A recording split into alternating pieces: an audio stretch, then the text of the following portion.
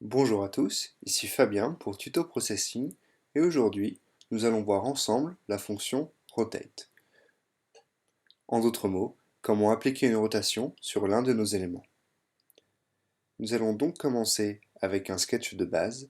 Ici, nous traçons simplement une fenêtre de 500 pixels de large sur 500 pixels de haut. Alors, on va attaquer tout de suite et on va dessiner ensemble un rectangle sur lequel on appliquera ensuite notre rotation. Il se trouvera à la position 8 divisé par 2 et 8 divisé par 2 qui correspond au centre de notre écran. Il fera ensuite 50 pixels de large pour 30 pixels de haut.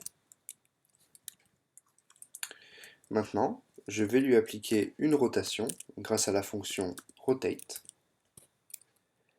et je vais rentrer, attention, à l'intérieur la fonction radiante suivie d'une valeur en degrés.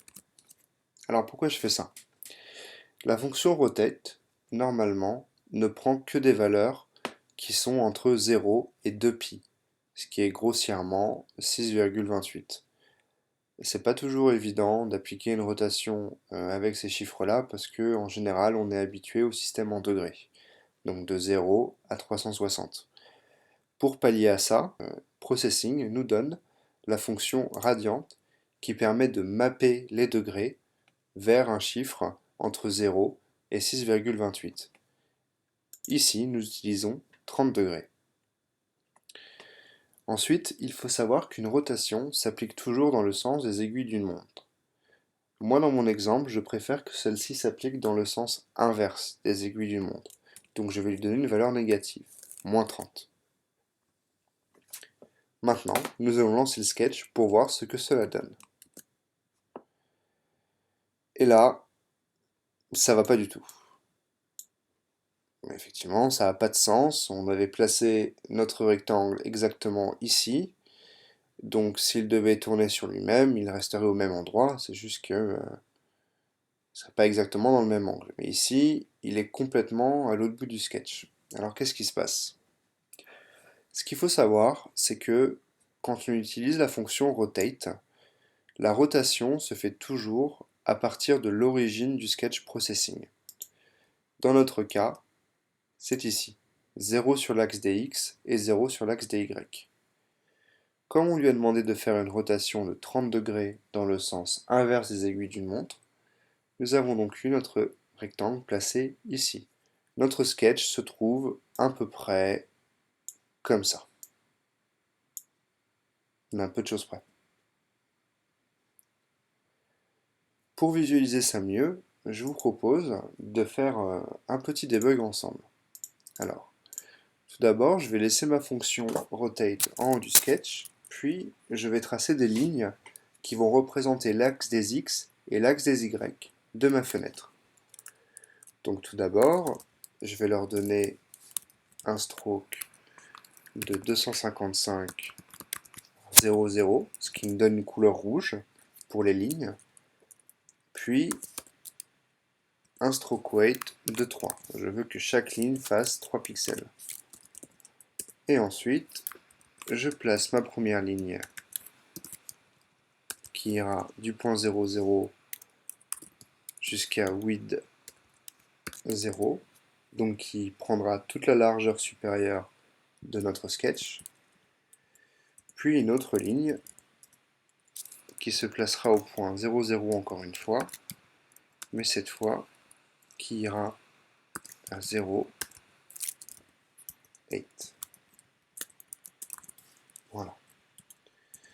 Bon, j'ai pas spécialement envie que mon carré ait des contours rouges, donc à partir de là, je vais juste dire stroke weight de 1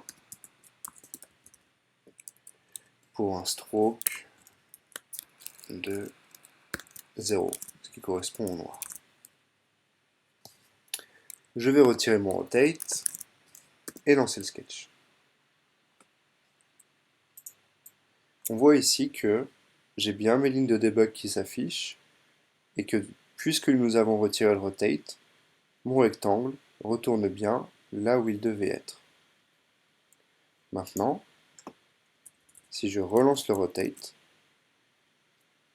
on se rend bien compte que, comme je l'avais dessiné précédemment, l'intégralité du sketch a bougé. Alors, comment pallier à ça? C'est très simple. Il nous suffit, puisque la rotation s'effectue à partir du point d'origine du sketch, de déplacer celui-ci. Nous allons donc utiliser la fonction translate, que nous allons positionner exactement au point de notre rectangle, et nous allons repositionner notre rectangle aux coordonnées 0, 0. Ensuite seulement,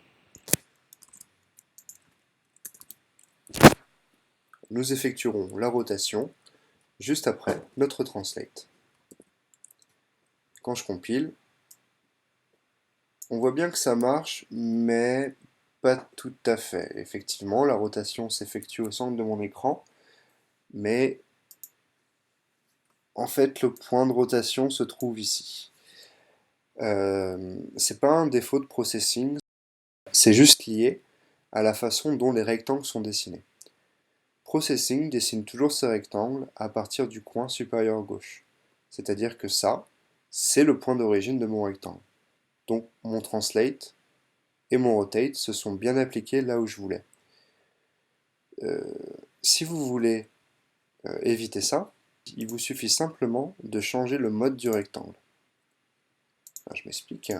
Dans le setup, utilisez la fonction rectMode et passez-lui l'argument center.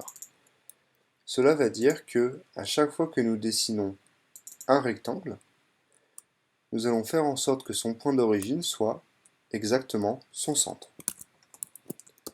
Et maintenant, quand je relance mon sketch, on voit que elle a parfaitement.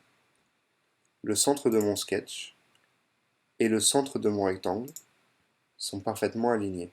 Et la rotation s'effectue par rapport à ce point-là. J'espère que ce tutoriel vous aura été utile et à bientôt dans une prochaine vidéo.